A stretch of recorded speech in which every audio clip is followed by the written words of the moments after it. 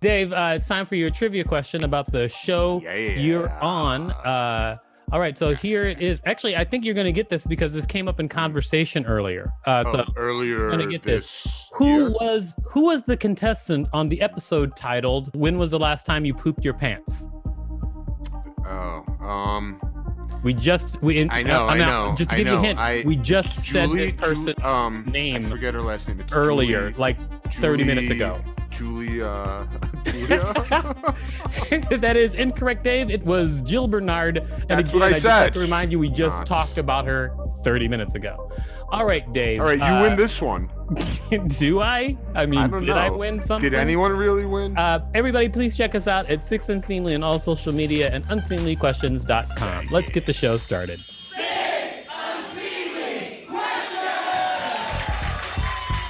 Welcome to Six Unseemly Questions. I'm your host, Victor Varnado. This is my sidekick, Dave Rosinsky. We've got a great contestant on the show today. It's Steve Rosenthal. Come on up, Steve. All right. Yeah. Steve Rosenthal. There you are. Welcome back. Hi. Hi, Steve. Thanks for coming to the show. Also, we have a great studio audience, and our studio audience is Todd Glass and Rachel Teichman. Todd Glass and Rachel Teichman, thank you. Everybody turn on your cameras. I'm sure Todd will figure it out very soon. And there he did it. Awesome. Great. Thank you for coming to the show, Todd. All right. So, Steve, I'm going to explain how the show works, and then we're going to get started. I'm going to ask you 6 unseemly questions. At the end of each question, I will ring a bell if I like your answer like this. However, if I do not like your answer, I will not ring a bell, and I'll tell you why. Regardless of how many bells you get at the end of the show, I will decide whether or not your appearance on the show is worth giving you $5 whole. Are you ready, Steve? I am as ready as I'll ever be. Okay, Steve is as ready as he'll ever be. It is time for question number 1. Question number 1, Steve. Has my name ever come up during sex? You're supposed to yes and things in comedy, but absolutely not. Are you certain? I'm dead. Here's why I think certain. It might have. Here's why I thought it might have, Steve. Okay. Because I love you and you love me. Yes. But however, Steve, there was never a time where you were like.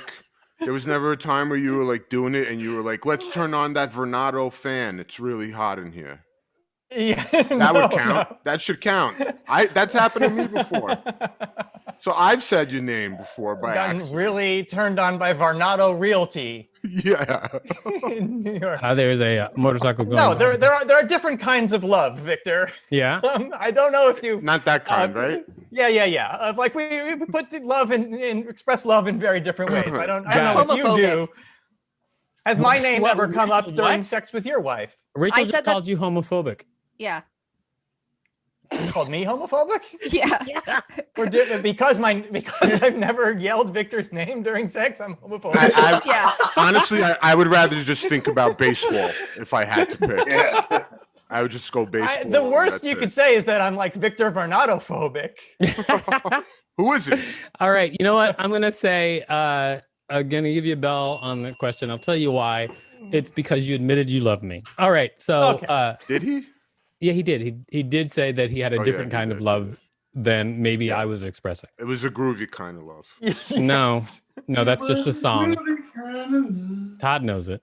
Okay, so it is time for question number 2. But before we do that, can you tell people out there what you do? I make funny things, and for a living, I edit funny things for television shows. Like Triumph the Insult Comic Dog and a show called The Characters on Netflix. And I did Michelle Wolf's show and a show I'm really proud of called The President Show, which you don't need to watch anymore because it was Trump. But it was very, very funny. Yeah, great stuff, by the way. I've seen a lot of your work and we've worked together on projects and you've always done stuff that's fantastic. So big ups to you, Steve. Thanks. It is time for question number 2. Question number 2. What will you be doing 10 years from now? The exact same thing that I'm doing now. I hope hopefully the business won't have aged me out. And I'll be working in TV whenever, but even if not, I'll be doing things like these podcasts for $5. on the internet. $5 is I'm not never going to guaranteed. stop this, you know, Think this about kind inflation. of creative fulfillment will never go away from me. I mean, I think that's. I mean, I will also be doing things like this in 10 years from now. I'll probably be doing the similar things that are ridiculous. So we'll see. We'll see if that's true. You know, I'm going to say, Bell, on that question. All I'll right. tell you why? It's because you said you loved me in the first question. All right. So I got 2 bells for that. Totally Yeah. makes sense. Not for that answer. Totally Question number hacked the 2. show. I mean, I don't know how long that you can ride the saying you love me in the first question. Yeah, I let's don't know see how what long you can happens ride here. that. It is time for question number 3. Question number 3. Is your wife mad at me? My wife did not agree to be on this show. Did not consent to this, so I don't know in good conscience if I can answer for my wife. She'll probably be And mad I realize that answer makes it seem like she's mad at you, but you can interpret that however you want. I will neither confirm nor deny any questions about my wife. It showed that she did not consent to go on the internet. You're saying it's possible that your wife is mad at me. Lots of things are possible. I think she'll be mad at you. I cannot speak for my wife who did not consent to go on the show, so I can't. There was yes. What is the? I think am I getting you in trouble? I can neither confirm nor deny. Is this line of questioning getting you in trouble? Because if it is, I will stop. I'm so sorry. No, once she hears question I'm number doing 1, fine. she's going to be really mad. Steve, for are you sure. safe? If you're not safe, blink twice. No, Hey, everything. Steve, Yeah. is Peggy seeing anybody? Just because I have a friend that's in from out of town. Is it a comic? Everything's fine, everybody.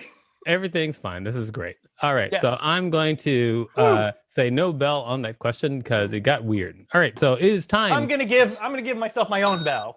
Oh, that question. He How brought about his that? own bell machine. Here we go. Tables Wow. Oh, that Wow. is that This is has never happened on the against show the before. rules. Yes. That's against Wow. the rules. And you know what? We used to do the show live and in person, and we'd be able to take that away from you, but now we can't. now you can't do anything. It's already on there.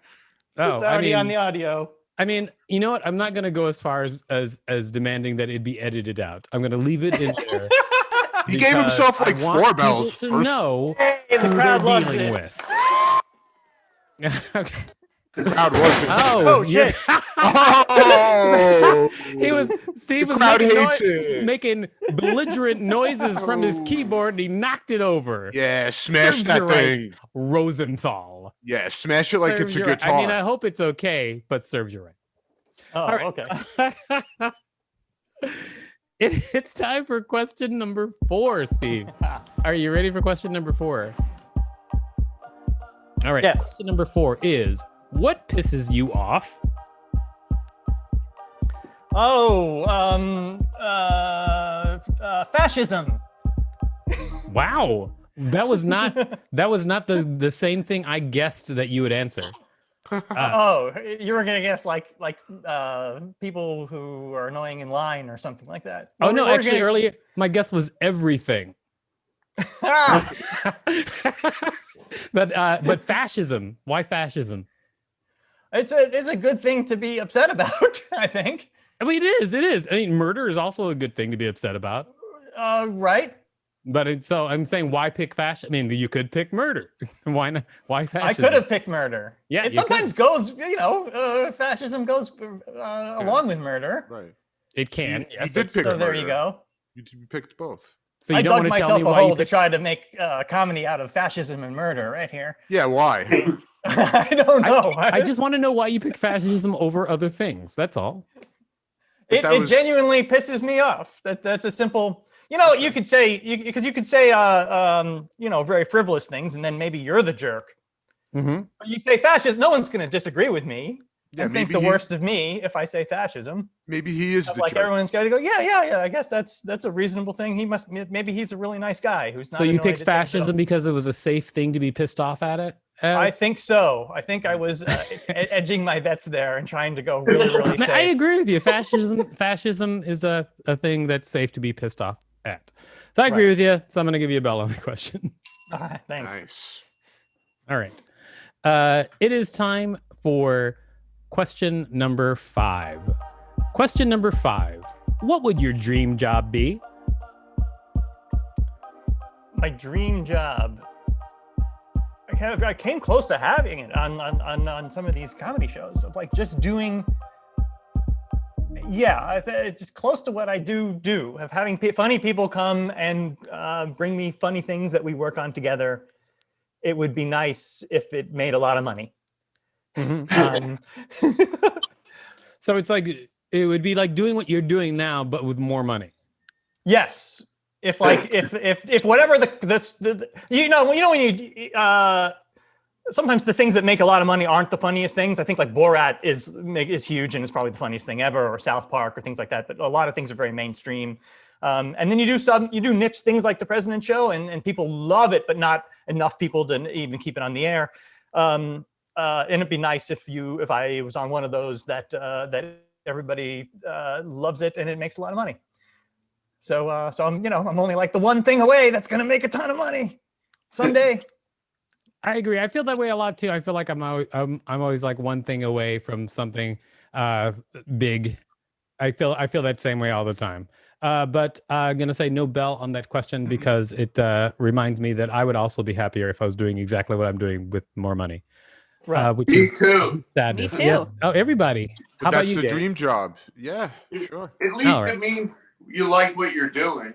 It does. It is true. We all like what we're doing. I do a lot of free shows. You know, lots. I feel you, man. You're not alone. You're not alone. Now it is time for question number 6. Question number 6. Do you fear death? No, I don't, because I think I'm going to be immortal. Okay, I'd love to hear more. There's the concept, like science is, okay, this is weird, but science is trying to stop cells from aging in the way it's similar to cancer research or whatever, of like if we can just turn off the aging gene and beat enough, it's not out of the realm of possibility that the first person to be immortal has already been born. It's just a question of whether or not that like you or I at middle age are going to make it to like 90 enough to be immortal. What I'm trying to say is I do fear death. And I'm reaching towards some weird science to get me out of it. You could go for that immortal thing, but I'm gonna have my head frozen. So Yeah, just Oh, there you go. 1 second. Well, that's freaking crazy. So that's now you're talking crazy talk. Yeah, I feel like there's a possibility. I mean, there's all these possibilities about what is going to go down in the future as far as like living and death. I actually believe that reincarnation is a real thing. So I think Okay, weirdo. What? but fine. You know what? No bell on that. Oh. I mean, yes. Just please give yourself your Well, janky, I thought you broke your janky keyboard. bell. I thought on I your did. I got it Casio working keyboard. Oh, you got There you it go. back running? Yeah. he plugged in his little keyboard all over again. All right, Steve. Well, we've asked you 6 questions, so now it's time to decide whether or not you're going to get $5. But before we do that, would you tell people out there where they can find you? They can find me on Twitter at Rosenthal Tweets. At Rosenthal Tweets, and you do tweet. And I do tweet. All right. And Well, And that's I live up to the promise of the Twitter handle. And the tweet. all right. That is great. So, Steve, it's time to decide whether or not you get $5. But we do canvass the room. So let's start with Dave. Dave, what do you think? Should Steve get $5?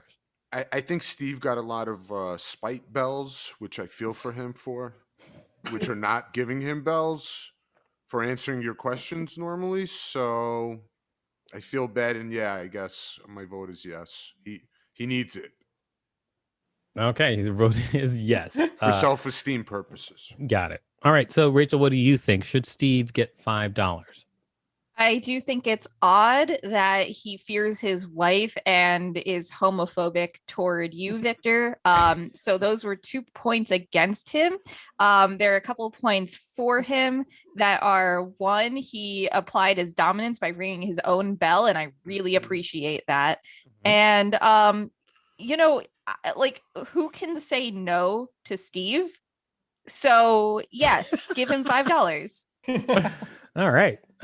She seems way behind you on this. Like like even though she was weighing it, she just ended up really going all the way over to the side where she wants to give you $5. Todd, what do you think? Should Steve, your longtime friend, get $5? Well, I know a lot of people think I'm going to say he should, and I am. I'm going to say yes, he should get paid. He seems like a nice guy. All right. He came down not firmly on your side, but on your side, still the same. But you're still not sure, right? But he's no. I mean, he so far from what I see, and I live with him. Yeah, and you live with him so far. But then I haven't lived with him for a while, so I'm reacquainting myself with him. And so far, what I saw today was great. So I'm going to say he seems like a good guy. He's got a big heart, and how do you say no to Steve Rosenthal? Wow. Is that a thing? Okay. Now, finally, Steve, I ask you, what do you think? Should you get $5? Of course.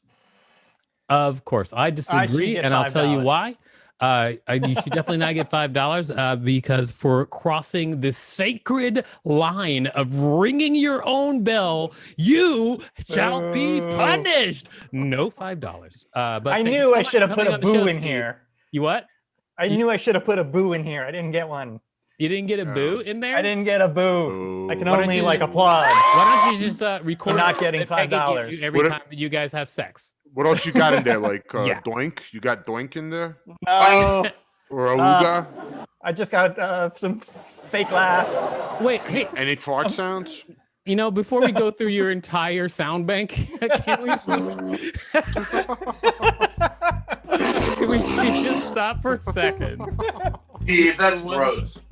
That's gross. And it's just about time to end the show, so we're going to end the show. Just have to wrap it up here with Dave. Dave, wrap it up. What did you learn from this week's show? I mean, it's just chaos on our show if guests are going to bring in their own bells. I'm not even allowed to touch a bell on this show. It's not like I'm showing up with like a cowbell or like one of those gongs or something. Yeah, Dave. All right, so I guess you didn't learn much. So we're just going to say to everybody out there, please check us out at Six Unseemly on all social media and unseemlyquestions.com. Starburns Audio, a podcast network.